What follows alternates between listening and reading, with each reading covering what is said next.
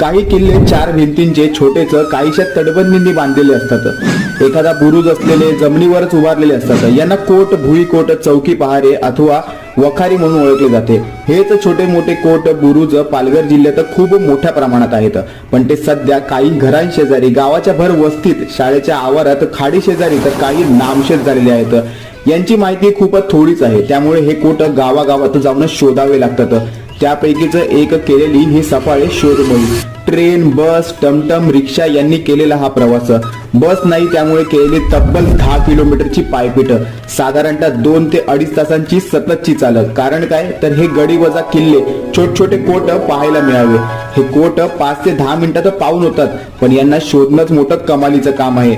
पण शेवटी हे कोट पाहिले। स्वतःचे वाहन नसल्यास करावी लागते ती पायपीट। गळून पडले पाय तरी धुवावे लागते धीट। पूर्वी मावळे कसे लढत, कसे असे मोहीम